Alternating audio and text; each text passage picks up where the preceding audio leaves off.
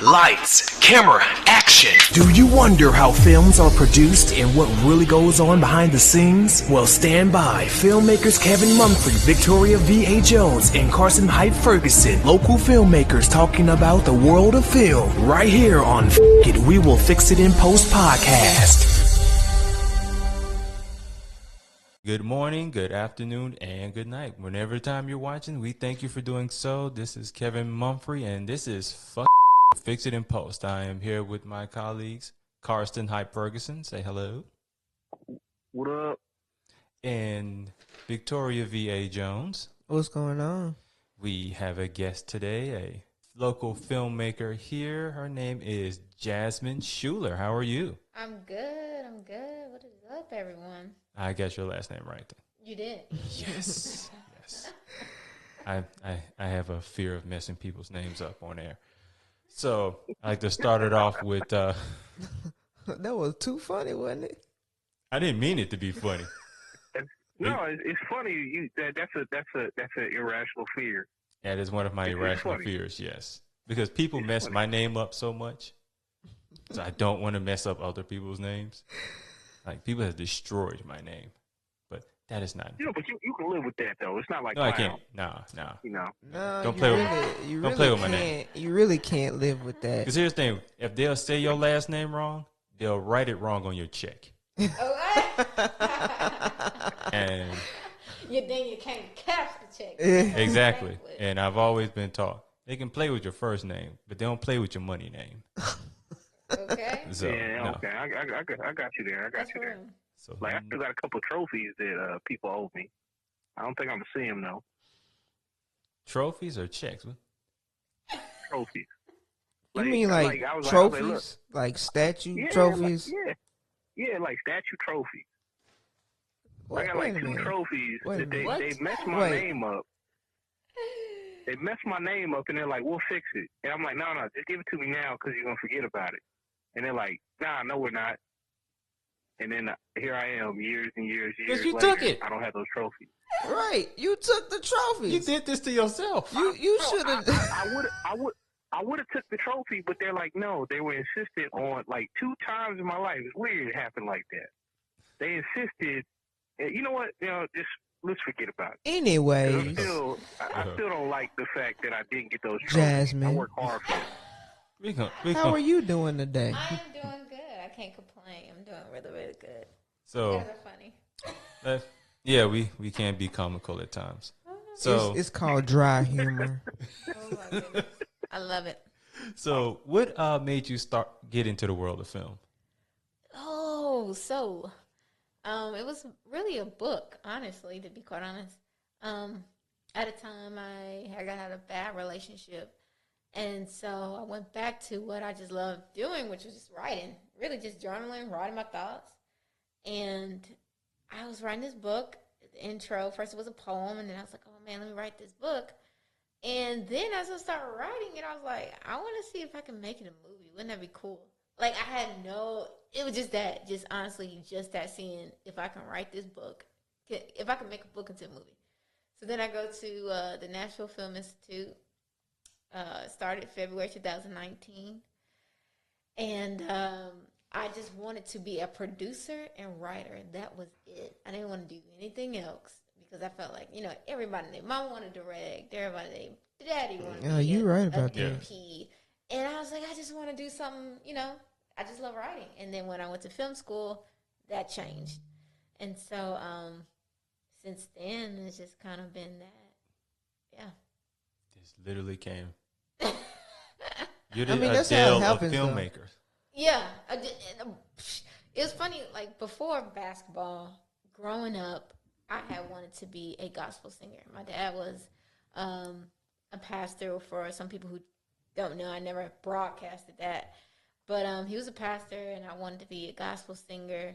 And, of course, I just see myself, I want to be on TV. Then I would joke in college about being on TV. But I went to college doing at TSU for communications and psychology. But I wanted to have a talk show about kids. But if I didn't do that, I just probably wanted to coach a high school basketball team or something, or be a teacher or a psychologist. But I never thought that this would be the route. To be quite, I did not. I did it for fun. Like, oh, can I make this a movie? That was it. Like, here I am. And bam. So, how long was you at the Nashville Institute? So I was there for about February, March. I left in April, and I was getting booked a lot for PA jobs, and that's what I wanted. So from like March was my first one. From March all the way into like now, and well, I'll say February is when I really was PAing that whole year. And then I got a job at Mount Zion Baptist Church, being one of the camera operators there. And then I just kept shooting. I really didn't want to do camera work, but how I got into the camera was a situation where someone had kind of backed out on the project when I needed them. And so I took that. I was like, oh, shit, I need to learn how to take accountability. I need to learn the camera. That's how it goes. You know, I need to learn That's this. exactly how I can't it depend on goes. nobody because, for So real, you like, just put the hat on. yeah, like, I got to learn the Exactly. technical side of this. Forget this. So, started working the camera. I started operating the camera last year, October 2019, on my birthday, actually. And ever since then, I've just been shooting. So it just felt like a natural fit for you? It was. I learned a lot on set, and a lot of people don't want to be like a production assistant. You know, they don't really want to work at the low level. You know, that's sometimes it's looked upon, but it's really as many PA jobs you can get, you should take to learn and just to see what people are doing. And I had opportunities to work in the camera department as camera PA. And I just seen just different angles and movements, and it just gave me a better understanding for my motivation for each camera shot that I do now. Being able to articulate the thoughts and the actor's thoughts with different camera shots, because that stuff's important, the camera movement. So I just learned and practiced on my own. And then here I am.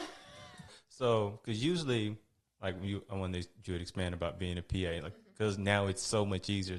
People can just pick up a camera, or honestly, you can pick up your phone now. Oh yeah, and make a film. Yep, there's So- really no excuse. Like, So people may tend to just want to do it that way. You listening to that, people? There's no excuse. no. There's no excuse.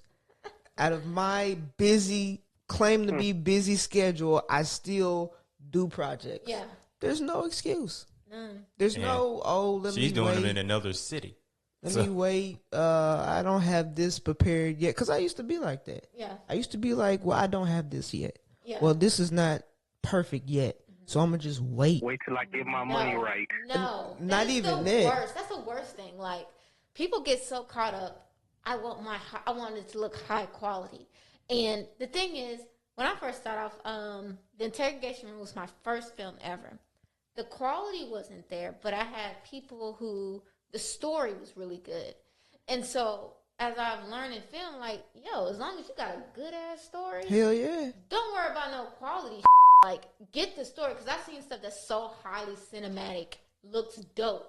Yeah. But then you just watch it be like, yo, what was the story? I don't know what the hell is Right. It was the worst thing ever. I'm like, Yeah. but that shot looked good, but I don't like this movie. Yeah, and even music videos, some people be like, well, I want to direct music videos. All right, direct it. Go find a good artist that has a good song, like, that you feel that's really good, right? And because I don't never like to say somebody's stuff is trash or someone's art, because everyone has a way in their own eye. So, but like, find some talent, you know, get a good story and just shoot this shit. Like, just, Yeah. let's not hold our breath and just be like, oh my God, no, shoot it. You can throw a rock and find an artist out here. Man, what? Everybody look- and their mama want to be a rapper. You know Yeah. what I'm saying? You got the Kirsten right- probably want to be a rapper. You want to be a rapper, Kirsten? Why did you ask him that? No. Like I used to spit back in the day, but Yeah. I didn't want to do that. I mean, did it for fun. Since we're opening up and everything, when I was like 13, I used to rap. Nice. Is there a mixtape somewhere? Yeah. Oh, I was like 2. Ooh, find but it. my god brother has them. But There's two. you know how you read a book and started? Yeah. I read a book about the music business and quit. I was like, oh, because I don't even remember the name of the book, but it might as well have been. He said, not for me. Oh, the book might as well have been 1,000 Ways to F an Artist. Because I was like, how do you get paid? Oh, wow. Oh no! I mean, the grind is real. Oh my. The goodness. grind is real, but the money wasn't. Yeah. And then I started seeing like these the VH1 documentaries, Half and of it's them just is Oh, on behind the music. music. yeah, oh yeah, Yeah. that Yeah. book and behind the music. I just hear stories all, about you them know, going broke. That's all about Yeah. the contracts too. Yeah. You know what I'm saying? You better preach. Yeah. You better know how to read. Tell even me. Right. But I mean, even, and they even get in poor the movie people. industry. Oh yeah, Yeah. Even in the movie industry, some of the same stuff happens because they don't understand the business side. They just want to be artists, but not understanding that you don't have control of your art unless you have control of the business side. Yep. Right. and they want to be far. Like I just want to be an artist. You can just be an artist. A You star. can just be a broke. Yeah, there's a term, a starving artist for a reason. Yeah. I'm a starving artist right over here. And that's the thing too. I I was like, think you know, you don't have to be I- starving I- artist. yeah, that's what I'm talking about right You know there, what I'm saying? right like there. you don't have to. Right and there. I think all this like I know a lot of people that I've known like met in the film industry. They moved to LA and they came right back. Like COVID has taught me so much. I've never had the desire to want to move to LA or Georgia. Me either. But I work out there. I kind of feel like if you can't maximize your resource where you're at and really make it the best, what are you going to do when you get out there, right? So it's just going to turn on and like, That's what oh, I'm yes, I'm talking going to about. give it all. When I'm in LA, Right. I'm going to give it Yeah. all. And My- you guys better give it all in mindset. Tennessee. Mindset. Exactly. Or you gotta have something to take out there. You just Yes. can't go out there and be like, oh, okay, now I'm gonna get started at what I need to do. No. You have to show them something Yeah. first. Absolutely. Well, you know, think about it from other industries too.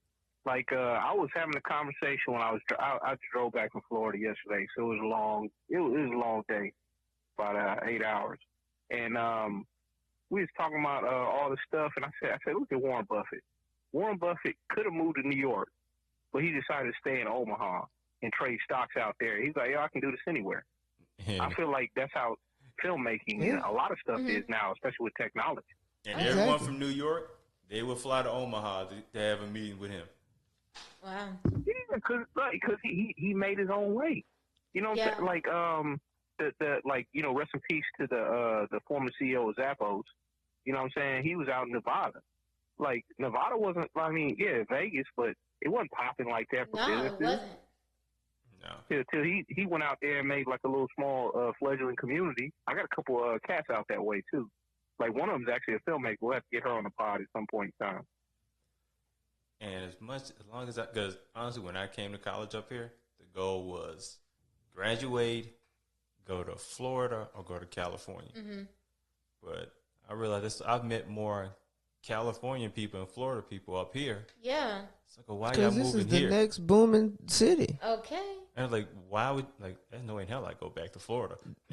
And California's like, man, it's too expensive. And like, I would talk to, like, 400 square footage for $2,500 a month. You got to be out your mind.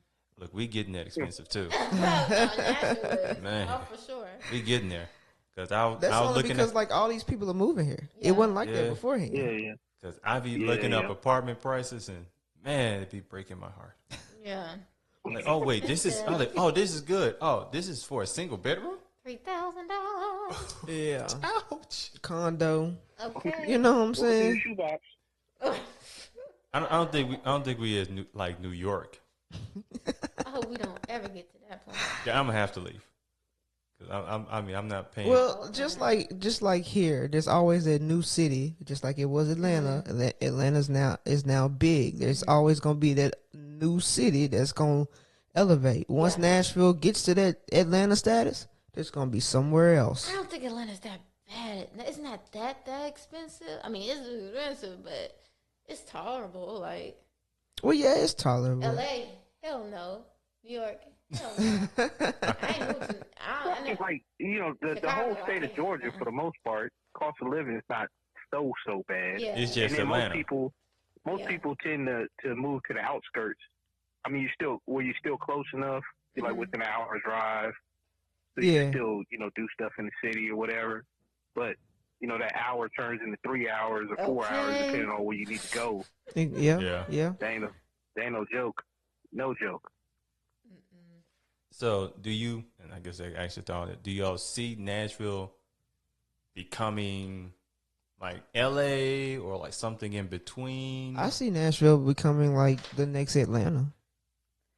I think, and I'm with her. I think it could be the next Atlanta, but the thing is, it's just like Atlanta's diverse. You still got white people, and for film, and when I think about film in Tennessee, it's like, okay, we're getting there to a point where the film is growing, community is growing, and I've only again been in the film industry for a year, so, but I would love to see more black people in the film industry are getting the jobs, like the big budget deals, So it depends on Tennessee Film Commission, how open are they going to be for accepting culture, different cultures, and how can I put it, more of a just diverse setting, really. Because I have yet to see, like, if you go to Atlanta, I'm going to see a white or a black DP. I'm going to see a white or a black director. Nashville, I have yet to see somebody bring on a black DP. You know what I'm saying? I only seen one female director, black one, for like a music video commercial. But I mean, maybe they are here and I don't know nothing about it, but I just would love to see more people in those roles that can actually have a voice or doing different things. I've seen one guy come down, he was DIT. You know what I'm saying? So, I just would love to see. I think it has a potential to be like Atlanta, but with the music and the film industry, I don't know if Tennessee is like how open are they gonna be to arts and inviting other people? You know what I'm saying? Yeah, I get that. Okay. But hopefully, it opens up some more. So Now, like as far as it's like being like Atlanta, do you mean like, because like California, the contracts are signed there. I mean, they have studios there, whereas Georgia, most of the filming is done here, or like even in New Orleans, it's mostly filming doing here. So like it kind of expanded a little bit. yeah, I hope Tennessee can expand I know they're expanding music wise. Like there's a whole lot of dope music artists in Nashville that are coming, black rap artists, and so that's really cool to see.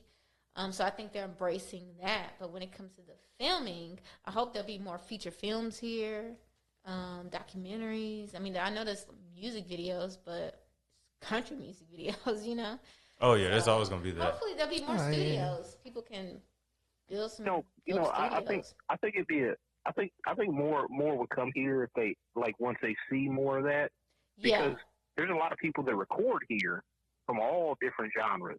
They come to Nashville, record, and fly out. I mean, me and Kevin was talking about like when the for lack of not knowing where this is going, the bug that's going around, the big bug that's going around, it actually DMX was stuck in Nashville. Oh and he was out here recording. I know someone that said they were working on a project with him. He was here and. Yeah, they record, but are they gonna you know what I'm saying? And a lot of artists don't even tell even the public that they come here and they record. Yeah, like it's cool to record. No, they just, what I'm saying? I guess like the vibe here. It's Tennessee, y'all. Tennessee. Yeah. Yeah. So but I mean, like people when it comes to Nashville, people is one of the places people kind of like. Oh yeah, I took a trip out to Nat. Like people talk about it, but I almost think like the scene, especially maybe when celebrities come here.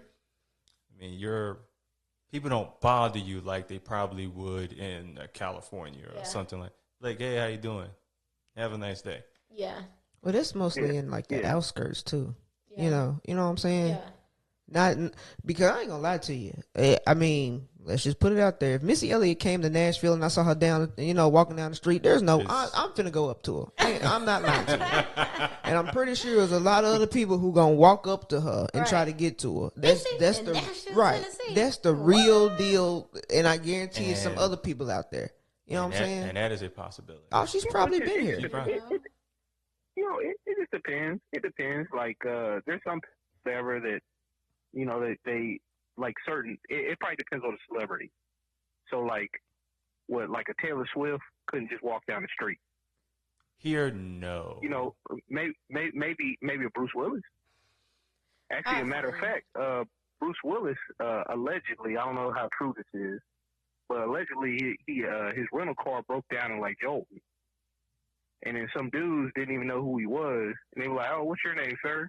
And he's like, "My name's Bruce Willis," and like they like get a tow truck, took him to where he needed to, and he's like, "Man, these people are awesome."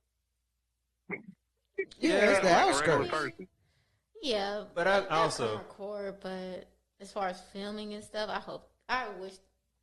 I'm gonna say this: they need to open up more. There's still the years of the not the stereotypes, but the the stigma with banjos in the South. I met a Northerner years ago. He said this is not the South. I was like, what are you talking about, man? We're Mason-Dixon line, Mississippi. Like what are you talking about? It's like Civil War battlefield, like right over there. And I just like point out the door. And he's like, no, this is not the South. But what he's meaning is, it's probably not to his what he was thinking the South was. He thinks about banjos and like bayous and backwoods and people barefoot.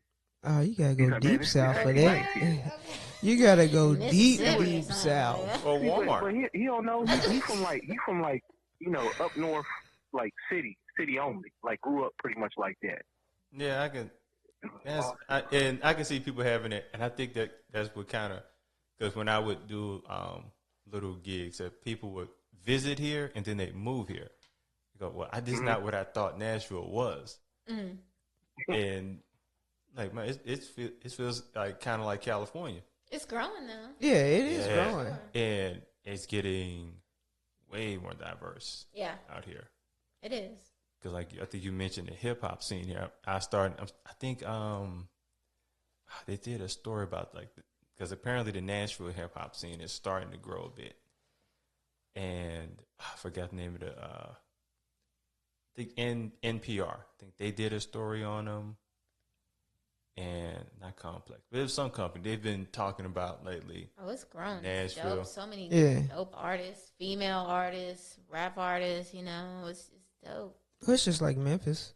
The rap artists in Memphis are getting known, well known better than they had before. You had those certain people out of Memphis, artists out of Memphis, but now it is a broad band of artists out of Memphis that are getting recognized on a national scale. I'm not just talking about, underground. This is national. Now, y'all think kind of like social media. Oh, yeah, social media helps a lot. And the fact that we've been locked down helps even more. Yep. Because everybody is on social media now.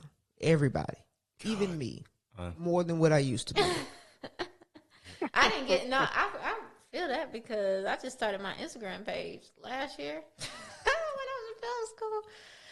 So, I hate social media, though. No, go ahead. Why do you hate it? Because I think one, it kills creativity to a certain extent, you know what I mean?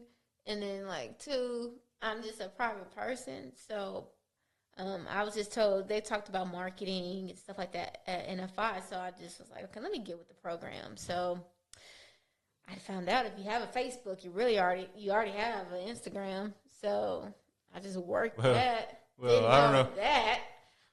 Well, Mark's going to have to sell that soon, so maybe not.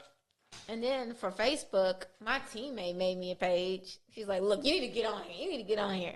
And so, you mentioned that kills creativity. Do you think it's almost like too many ideas out there, and it kind of dilutes?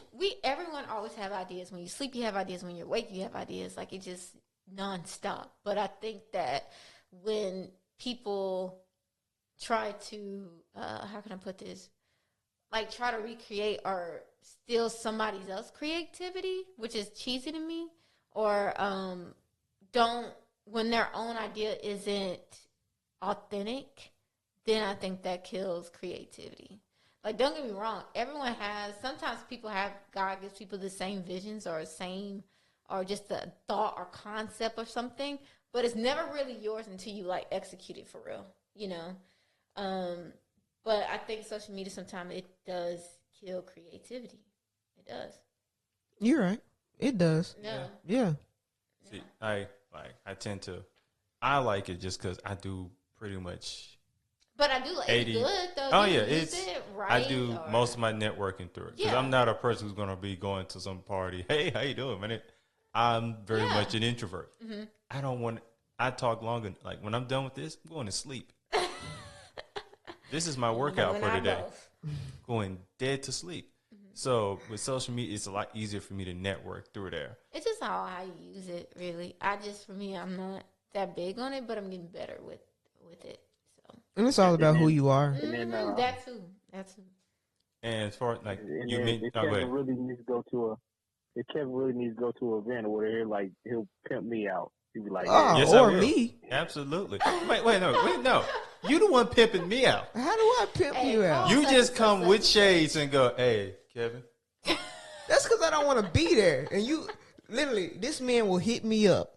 This is how this goes right here. Let's just put it out. He will hit me up and say, hey, there's an event, blah, blah, blah. You want to go? Sure.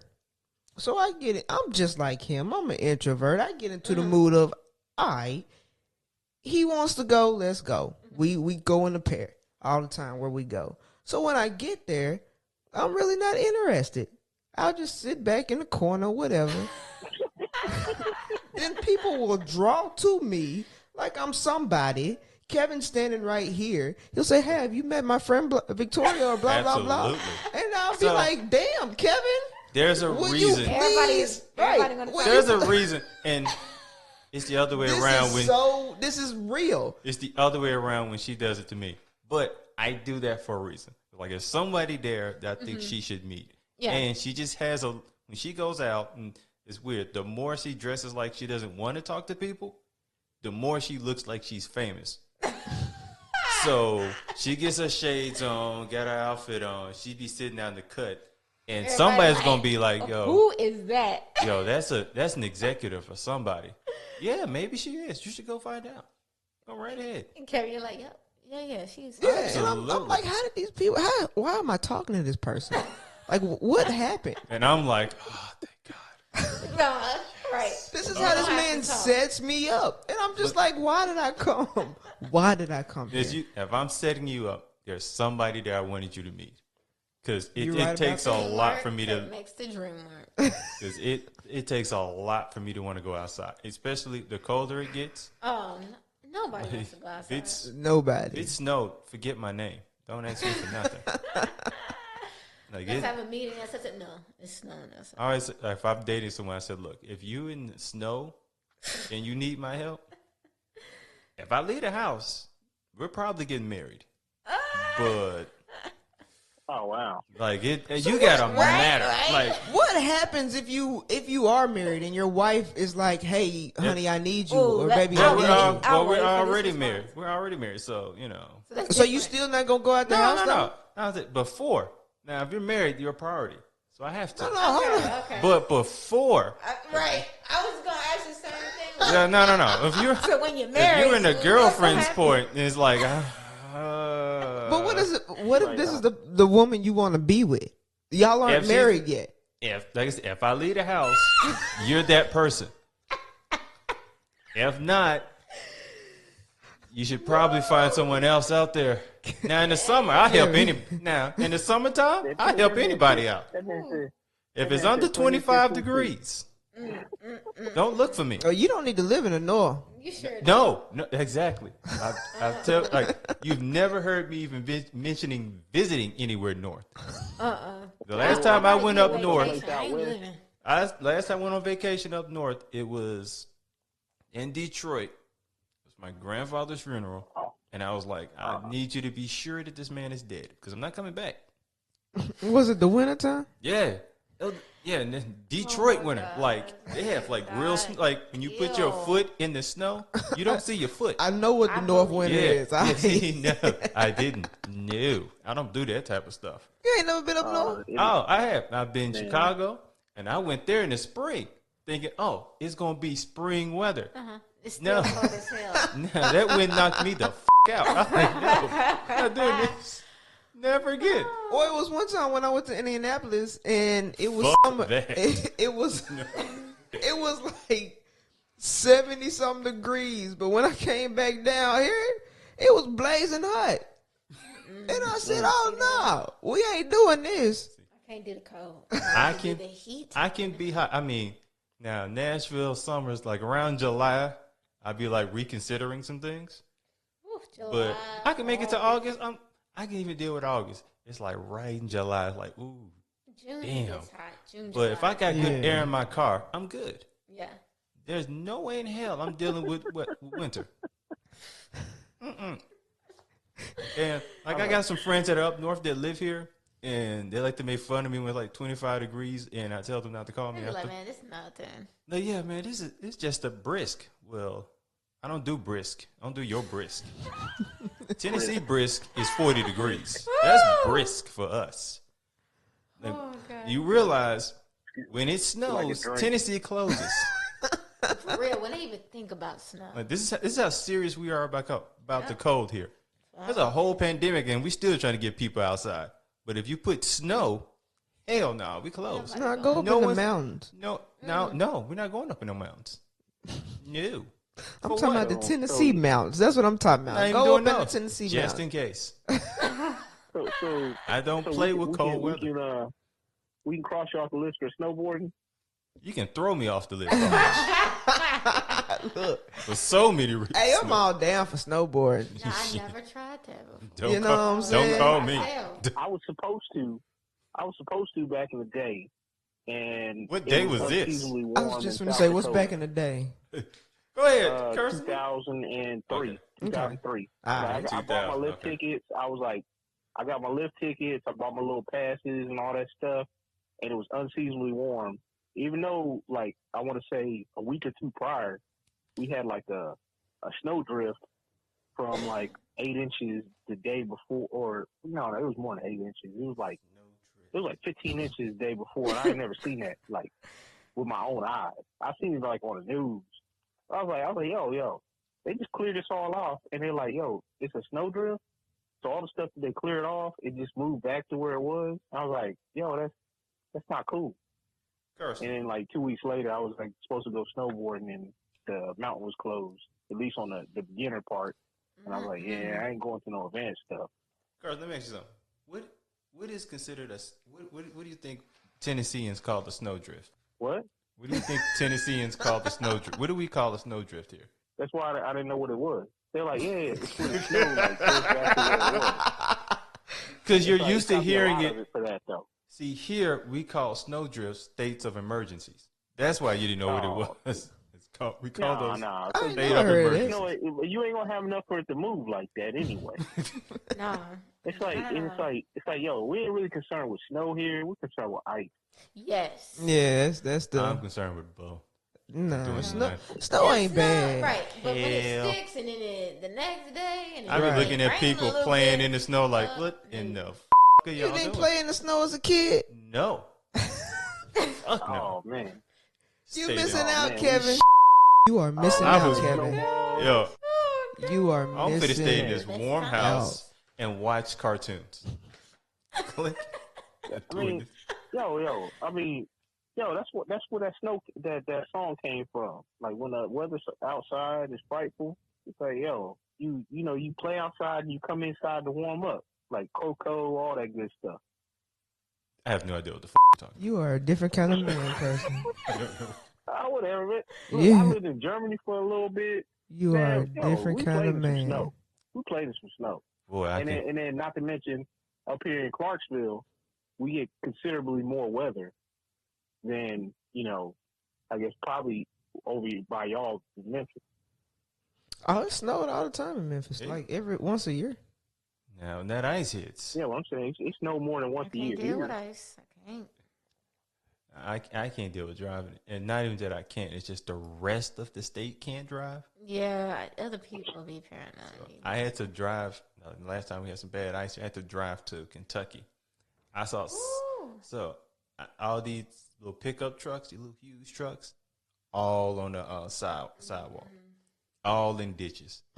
I'm driving 40 miles laughing. Guess them tires didn't work. That was the ice. That was the ice. They didn't know Not just that. know. That's what I said. That's what I said at first. That ice, but Not the snow.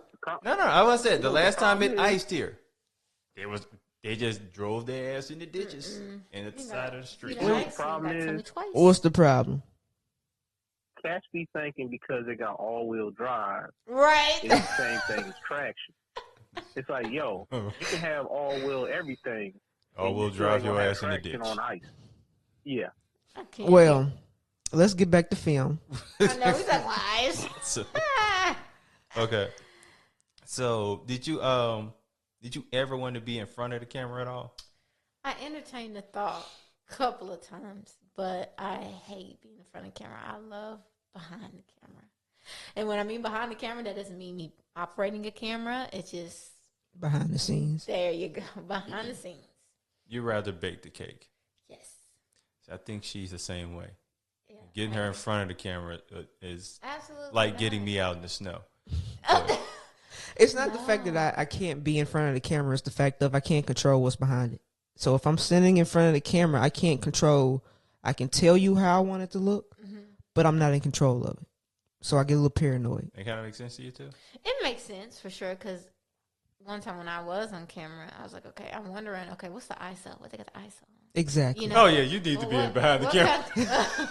Is this lighting making me look too harsh E- here? exactly. Like, are they getting my good side? Don't zoom in. Is it a hard focus or a soft focus? Those are Like, all my thoughts right there. Now Everything there are actors she just said. there are actors who go, look, I don't know if this lighting's correct, just because Right. Tell her wear the they know right their shirt. good side. But when you start talking ISO, hey man, what kind of camera is that? you need to be behind the camera. So I just like being behind it, and honestly, I just love watching actors and actresses just do their thing. Like, it's so liberating to see. It's one side to see everyone just being in their element, but it's another when you see a project just coming to life. Right. So it's just kind of like I just love watching it. So what was the first professional set you were on? My first professional set as a PA, it was for this commercial, and we were way out in the country. It was in Tennessee, and I was a grip PA. So I actually started in the grip department. And, man, that's tough, hard work. But I loved it so much because you get to learn how to rig, make, and bouncing lights, just watch how the gaffer works. And so that was, like, my first official set. Yep. So, like when they say in sports, when you go from like college to the pros, like the speed of it is different. It could be somewhat overwhelming. Would you say it's about the same in film? I think sometimes it can be overwhelming, and some things sometimes you just don't know. And I think it's okay to say, "Hey, I don't know what this is. I don't know what that is." And like the PA, I was going to be done PAing before I got a call from a great friend. She's a producer. She's like, "Hey, can you please come on?" I was like, "Yo, I would love to," because before I shoot a movie, I want to know the language. Everyone has their own process of doing things, but like I'm a teacher by nature, and because I taught after school programs and stuff like that. But I want to be able to teach people good habits, good set etiquette. So if I don't know something, I definitely know some people who do know things, but I just don't want to do a feature film without ever having to know what it's like on a feature film. Yeah, I get But that. I have a whole notebook of now terminology and the language of what each department or PAs or ADs and different things of what they say and what they mean. So now I'm able to like teach the next people that I work with, in the project, like, hey, this is what this needs to be, especially in the pre-production meetings. Like, hey, we're going to use terminology. Whoever the AD, whoever is my like production coordinator, like, hey, let's make sure we tighten these things up here. Because honestly, as a director, you just want to focus on the talent and making sure everything, as far as, you and the DP are communicating and the talent. Because if you have to worry about everything else, it takes away. So a lot of it times I produce my own stuff. I'm a producer. But then you got to get somebody who you trust that can be a production manager, a good one, a good, strong production coordinator, and a good, strong AD. So that way they're taking care of that and you're not worrying about it. So when you're finding, no, go ahead. Well, I was gonna say, so that leads me to my question, which I know I personally seen it firsthand. Have you had any issues with like chain of command issues while being on set? Oh no, and I do, and we have conference calls, like meetings, real deal, Zoom, or we're in person in a conference room meetings. Like I lay it down, like, hey, everyone, this is what, your roles, this is what you said you could do, whether you're in the camera department or whether you are an actor or AD or my wardrobe stylist. I meet with everyone different. So it's like, okay, hey, this is my expectations. And I ask them, hey, what are your expectations of me? And one thing I learned about being on set, as a producer or as a director, you have to give other departments respect. Like, give them their proper time to set up. Depending on what's the budget and time, you may not have that much time, but I know the grip department, it may take an hour to light, or with makeup, it may take 45 minutes. A wardrobe stylist may take her some time to make sure everything's good. So I give them my expectations. They give me their expectations and the time restraints. So like, hey, I need this much time, or hey, we need to spend a week making sure we go out and get these things. And with my wardrobe stylist is so cool because she can make a lookbook. I'm like, okay, this is what we're talking about. We'll spend hours and hours and hours on a conference call with the writer. But yeah, I've never had any problems with it because everyone just loves what they do. And again, I respect what people do. And you just got to let people be creative in that. Right. You can't you feel like you got to micromanage someone. You got to, this ain't that. And I don't do that. Because it's like, smart. what? That's smart. Nah, I let them go crazy as You wardrobe stylist, go crazy with that You the DP on this project, as long as I get key shots that I want, man, go crazy with what you do. And that's just sound, make it sound good. And lighting, I don't never put no restrictions on it. If dudes want to change the temperatures within this scene, I'm like, okay, cool. As long as it is matched the feeling of it, I'm cool. Go crazy with it because it's not my area. I know of the area. I know what I want, but you know what I'm saying? Like, it's not my area. So you leave, I guess, with different departments open for creativity. Absolutely. You got to. Or nobody's going to want to work with you. Right. Like, and that's when they do their best stuff. When you say to them, hey, this is what I need, but do you? Yeah, go crazy. Yeah, you have to. Now, is that, this is kind of something you've learned from being a PA, or it's just kind of naturally how you work? I think it's natural because, like, I played sports. I played ball at TSU. And I've learned that everyone's role is so major, whether it's that person who's just a defender and there's only one ball. You know what I'm saying?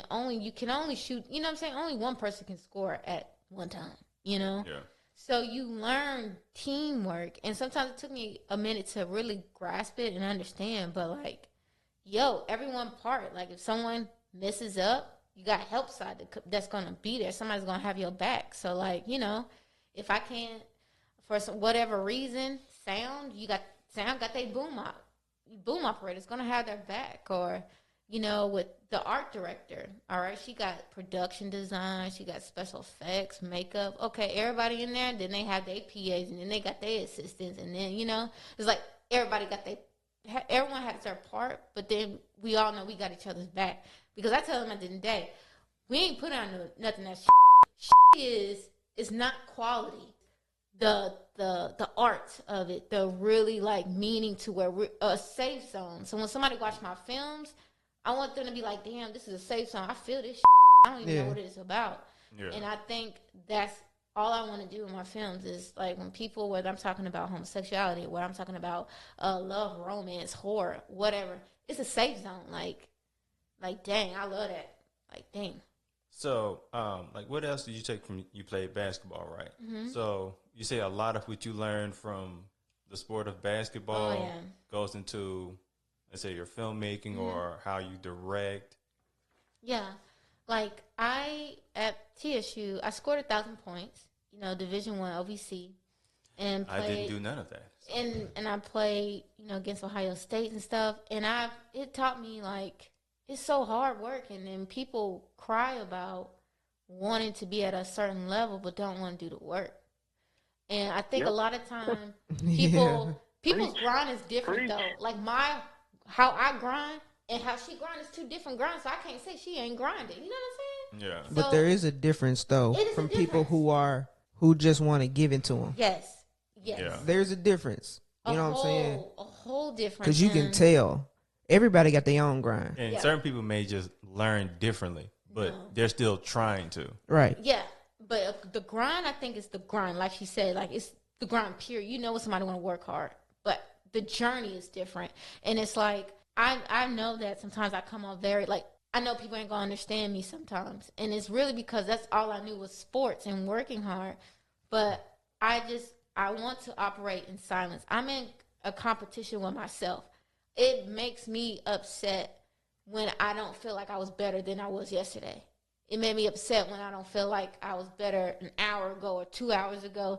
Because even in the gym, like, okay, the game's over with. Okay, I get 18 against Ohio State. But then I'm like, that game's over with. Who gives a like, okay, let me go get some more shots up. Like, you know, I can't celebrate so long on something.